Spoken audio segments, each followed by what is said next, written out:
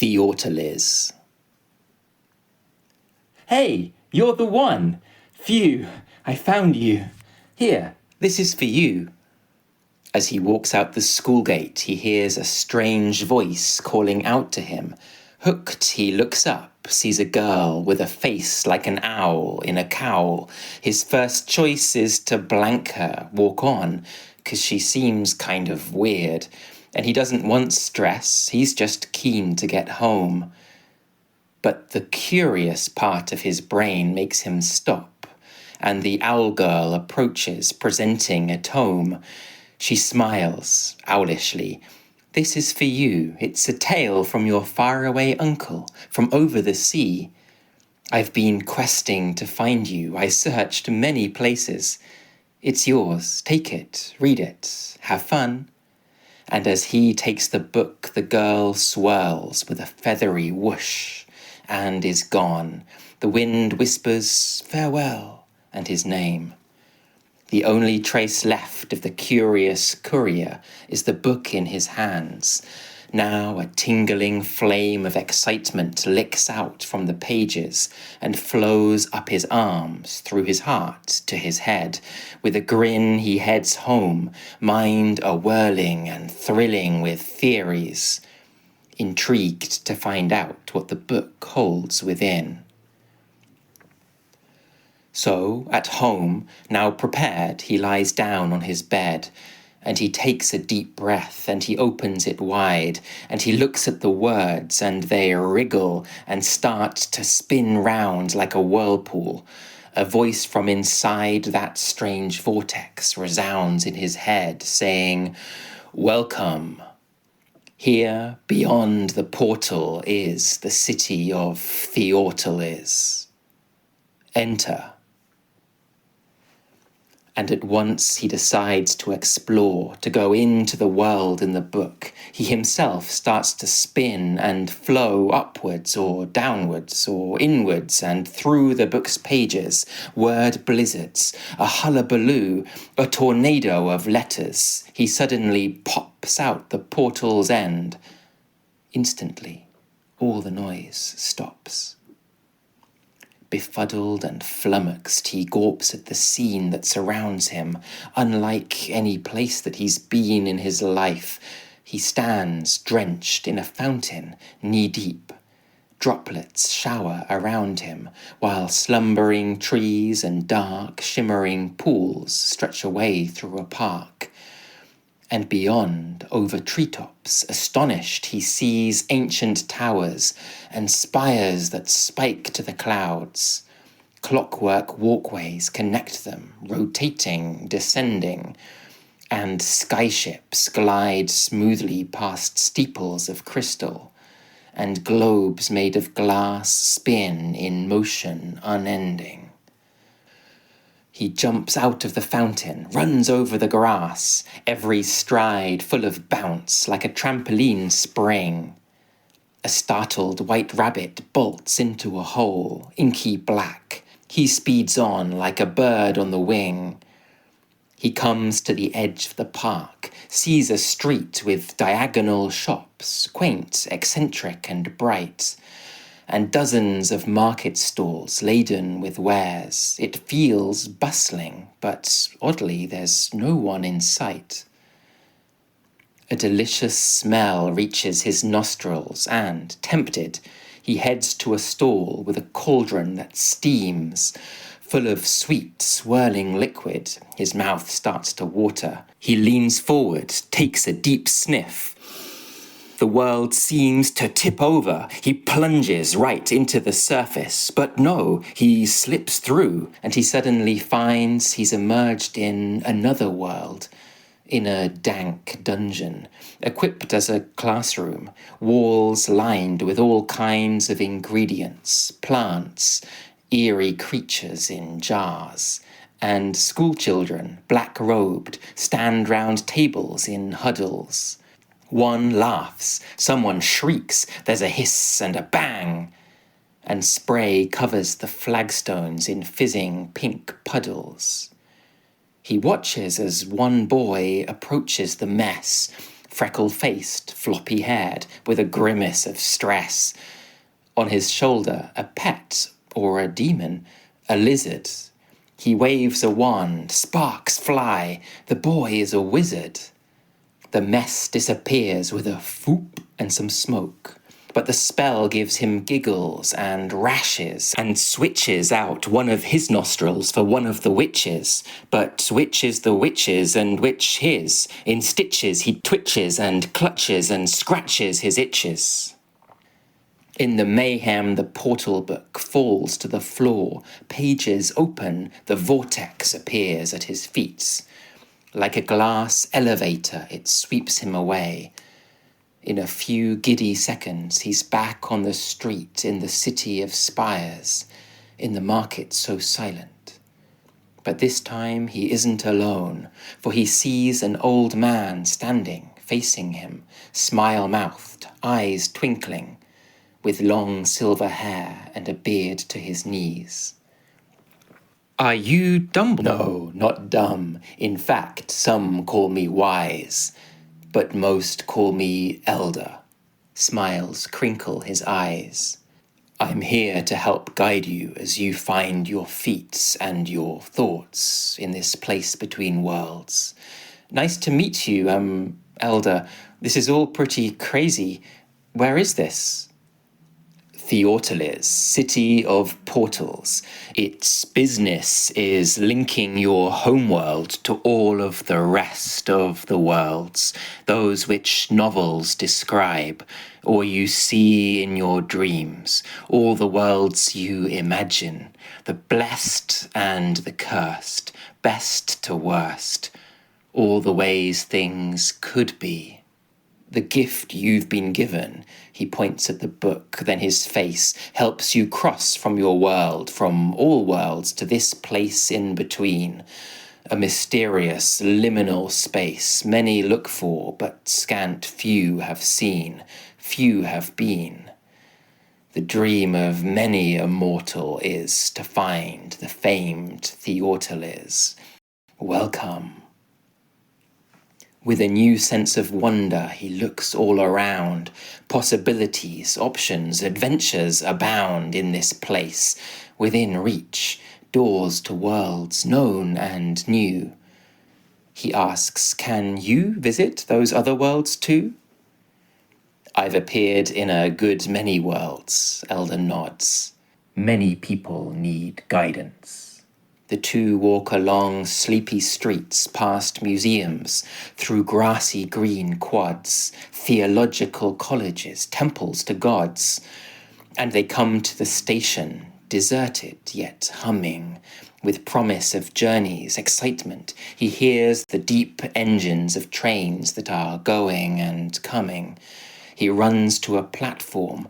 Approaching, he peers at the wall. There's no number, but there's a large clock showing 10:15. It's a shimmering blue. He runs towards it, hands out, and they sink through the surface. "I'll just take a look," and he sticks his head through. Then he opens his eyes. There's a station before him, a quaint station. Tracks stretch ahead, cross a plain. And his body feels massive and strange, stuck behind him. He's looking through eyes on the front of a train. This is loco. His train mouth goes wide in surprise. There's a whistle of steam from the top of his head. Then two steam engines race up the parallel tracks with huge smiles on their faces, one green and one red. He can't help but laugh with a steamy train chuckle. He thinks to himself, "Why, I've seen this before. A few years ago now, I knew all the train's names and adventures." He suddenly starts as a roar sounds behind him. Smoke billows. He quickly recoils, stumbles back on boy legs again. Not in the station, and not in the city. He's on a small road, winding high up a valley, a rural location that's cradled by mountains that stretch to the sea, far away in the west. and the afternoon sun sparkles on distant waves and on glittering spires of the city far off, from which fields and roads run miles and miles up the valley to where he now stands. A warm wind, tinged with salt, stirs his hair, and he turns to look east, up the slope. Up ahead there's a village, enchanting and still. Fragrant trees, pretty ferns line the track. He strides forwards, his legs full of energy, breathing deep, savouring the sweet-scented air, when he notices there on a bench on the roadside, an old woman sits, waiting, smiling. Her hair is a cascade of silver, her eyes gleam like stars, twinkling bright in her kind, lined old face. As he nears her, she springs to her feet. "Traveller, we meet again." "We've met?" "Yes, we know her," say his eyes and his ears. You're not elder, are you? But weren't you a man?" "I'm whatever I want to be. I'm me. I can be a man or a woman, any form that I need. In my heart, I'm the same. Come, my role is to lead future heroes part way on their path." They walk on. "I'm not stuck as one person. No, I can be many, and you can be too. Stories let you take any appearance, persona, perspective you choose, and experience life walking in different shoes. And you write your own story. You choose who to be, your decisions, your actions." They reach a large tree arching over the road. There the air seems to fizz. He nods now at Elder. "I know what this is. A gate out of the country of Theortaliz." He steps confidently through the portal. The ground seems to flip upside down with a lurch.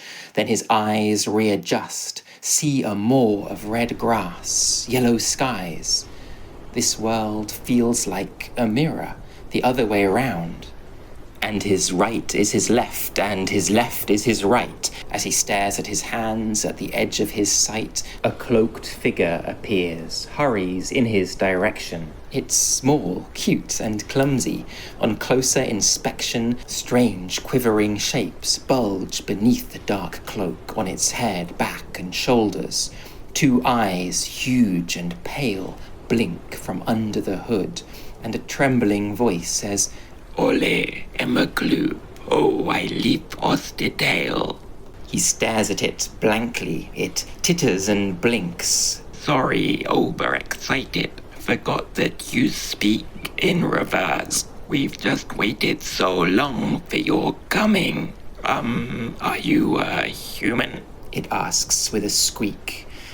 Of course, yes, I am," he replies, and before he can ask any questions, the thing shakes his hand with a breathless delight.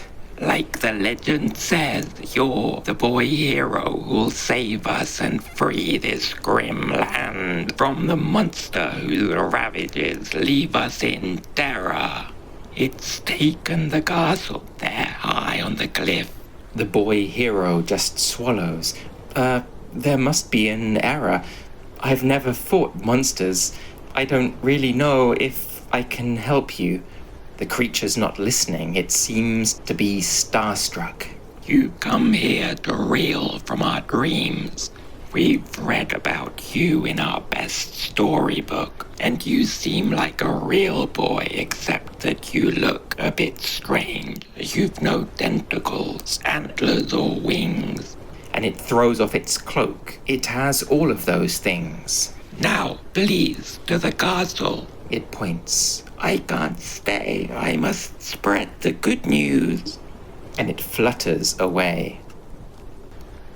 He's nervous, bewildered, but still he decides that he'll make his best effort, act bold and heroic. The wind howls, sharp sleet lashes down, yet he strides through the storm, uncomplaining, undaunted and stoic.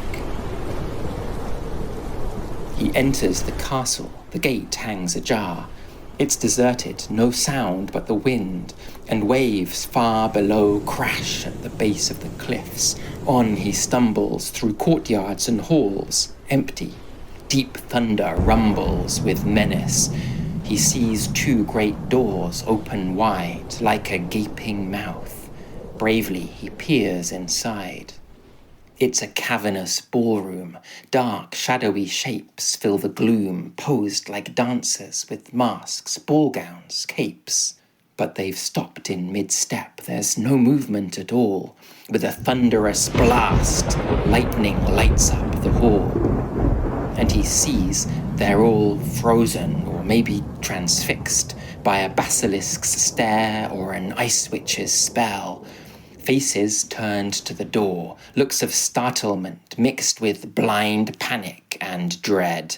And he turns with a yell as his skin crawls with fear, and he senses approaching a presence of horror and madness, encroaching and warping the castle, distorting reality. Fiction, mutation swarm in. Abnormality rives the old stones like an earthquake. And there is the oogleish squarm, vlurging gruthly. The stare of its terrible eyes burns the air. The great jaws gnash and mourn as it withers the ground with its claws. The storm wails and squalls as the vermicious beast slithes and glaubles its way to the ballroom to feast on once dancing queens, paralyzed princes, its prey. But one small moving figure now stands in its way. He is scared, but he won't be defeated by fear. As the monster emerged, in his mind he could hear elders' words. He decided he'd take on the role of a hero, be brave despite terror and doubt. No one else would face up to this monster. The whole of this castle, this world, needed him to stand out and to stop the oppression, protect those in need of his help. So he grabbed a sword hung on the wall. Now he faces the monster, but it takes no heed of his shouts. So, unbowed, he leaps forward with all of his strength, and he makes a great stab through its scales, and the monster roars out. Fire streams from its maw. Thick black blood oozes forth, and its poisoned tail flails. It's enraged. No one's wounded or fought it before. Now it lunges and snaps, but he dodges and rolls, and he slashes the spiked tail that swings at his head. Acid sprays on the stones. Now he knows he controls its attention. Its meal is forgotten. Instead, it just wants to devour this boy so defiant. He leads it away, zigzags, sprints up a tower, runs out on the walls. As the beast makes a giant bite, lunging, he parries with all of his power. A snick and a snack, and he's able to hack off its head. It collapses and splinters the walls. And he slips on its slime and goes staggering back, loses balance and trips off the ramparts. He falls.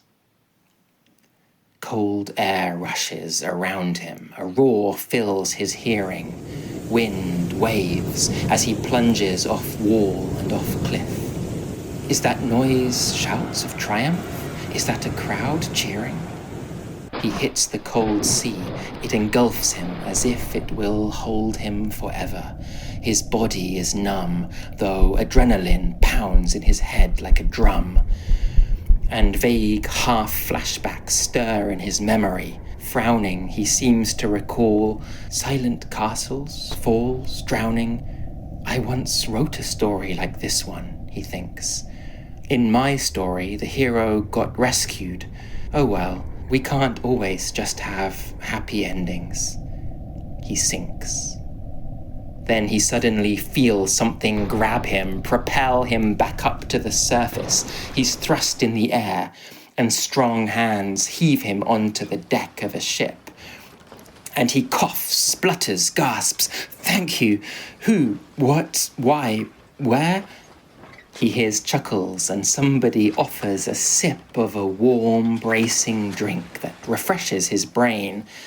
Now he looks at his rescuers. They, in the main, look like pirates or like vicious Viking marauders, wild-haired, but they smile and salute. A voice orders them all back to work. "Double quick now, shipmates. There's no time for gawping. The ocean awaits."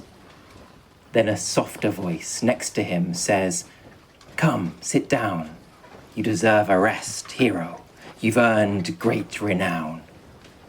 And a gentle, wise dwarf with formidable wisps of electric blue hair guides him to a soft seat, tells him, "We saw the battle you fought there, high on the cliff castle walls, a courageous feat." He explains with a little wistful sigh, "We've waited so long for the beast to die. You have fulfilled our impossible wish to free this realm from the dreadful beast, the Ooglish squarm, terror of the east. The creature you slew is one which blew islands apart with its ravaging breath as it flew. Is your heart made of steel? This whole realm we call real owes you thanks." As he smiles, the planks behind them creak. The captain's here. Aye, as we speak of heart, no doubt you'd like to join us on our escapade. We're sunrise bound. Come, lad, we plan to sail around the other eastern island. Ahead is ocean. What lies beyond? Who knows? We have no notion. The dwarf has a thought. Maybe you know what's there past the edge of the world. Don't you come from elsewhere? How did you come to Real? Well, it's hard to explain, but he pulls out the book. Neither water nor stain has affected it. This has some magic inside that transports me between. The book suddenly pried from his fingers. A gust of wind grabs it and flings it to starboard. The pages fly open like wings. Like a seabird, it arcs towards the water. But nimbly, he springs, intercepts it. His fingertips grip the inside. He's sucked into the vortex. The world whirls around like a maelstrom. Gone ocean and ship. And he's suddenly up on a mountaintop, high, miles up, almost touching the indigo sky. He can tell that he's back in Theortaliz. There, far below's the long vale, winding west to the sea between two rows of mountains. The pinnacle where he now stands is the high point of one. He can see like a sparkling speck on the far ocean bay, the great city from earlier on in the day. But from this coign of vantage, he now can observe the wide lands on the other south side of the curve of this great range of peaks. The ground slopes down to hills, and southwest, where the sun's setting, vast forest fills all the land. As the twilight falls, lamplights wink on in the canopy. Southeast, the sunlight has gone, yet he glimpses a desert of shadowy dunes, tombs and sphinxes like awesome Egyptian creations. Beyond, on the coast, faintly shimmering lagoons, and half lost in the haze, towering rocky formations. Due south, down through foothills, cascades a great river that flows through savanna to swamps. With a shiver, he turns his attention to where he now stands, the last bastion of sunlight. Below him, the lands disappear in the dusk, and an icy wind gusts up the slopes.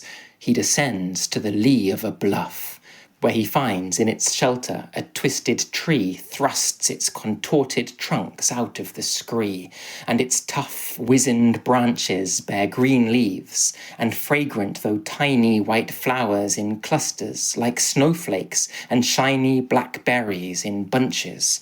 Its grey, wrinkled bark seems to writhe and to flex in the gathering dark. After all that he's seen, he feels no great surprise when the tree yawns and stretches and opens 3 eyes. Back again, a voice creaks, and its mouth smiles with pride. You're advancing so fast.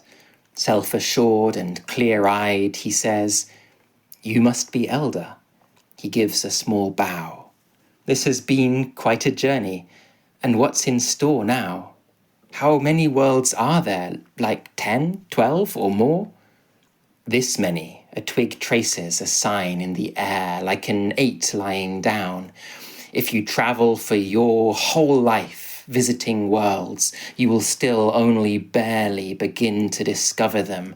There is a space in the Panverse for every conceivable place you can dream of, and some places even beyond. Elder reaches down, hands him a straight, slender wand. 7 inches, stiff elderwood, soft graphite core. He gives it a flourish, inspects it. It seems like a pencil, but powerful. Magic could pour from this wand if you chose the right words. Elder beams. Every world, every story already exists out there somewhere, each possible way things can be. Many stranger than any you've seen. Its mouth twists in a smile of remembrance. An author can see or can sense their existence, their contours, detail. They put pen to page and, like leaf rubbing, reveal on the paper those textures and shapes through the veil. Thus, our books create windows to worlds past our real. You now have such power to travel, observe life in other realities, write to preserve it and share it with others. He likes the suggestion. There's so much potential. Can I ask a question? Is Theortaliz a city or country or what? No, my boy, it's far bigger and growing a lot. All you see, it starts to chortle, is the continent, Theortaliz. He feels full of ideas, keen to move, to take wing and explore far and wide, but he asks, one more thing, just how do I know where a world entrance lies? There's a story in everything, Elder replies, and that means there's a portal, if you work out how to unseal it. Look, there's a nice one coming now. So he turns and sees, lit by the last golden ray of the sun, is a cloud, and it's floating his way, brushing close past the crags. As it reaches him, he gives a last nod and glance towards Elder. The tree stands still, stroking its long, non-existent white beard. Help your mind keep on growing, and relish the weird. He calls farewell, and as he's engulfed in the cloud, he hears Elder reciting times tables out loud.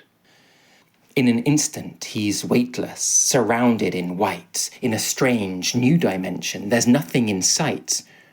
Then thin lines and small symbols emerge all around, forming patterns and grid lines. There's no solid ground.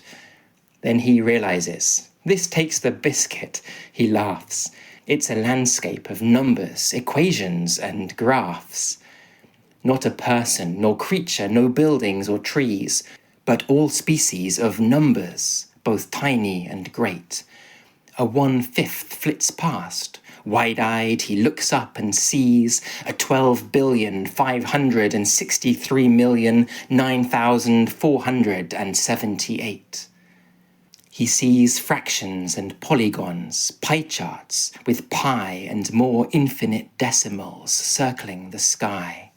Numbers merge and transform. 3 times 9, 27. A 16 sheds a 5 and becomes an 11.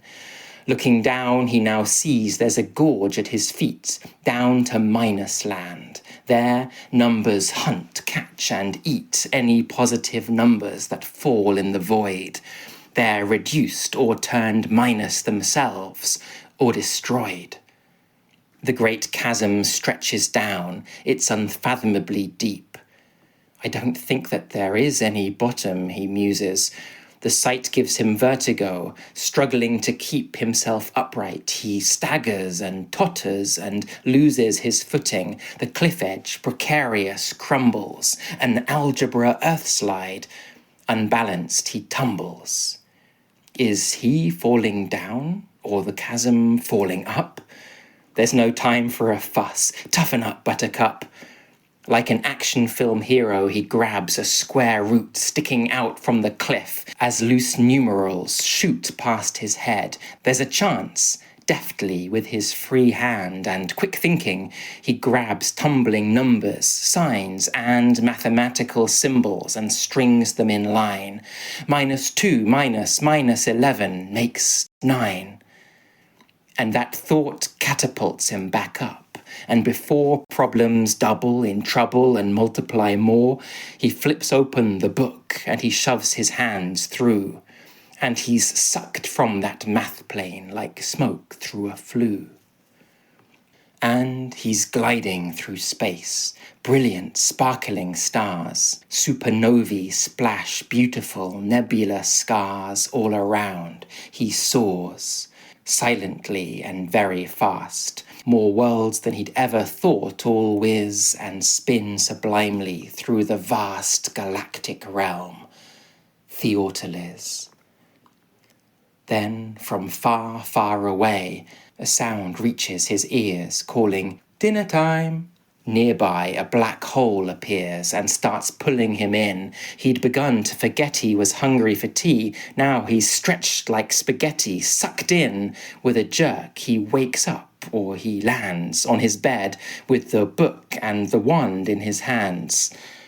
And he rubs his eyes. Was that real? What is real? Now he at least has the tools to explore, and knows how.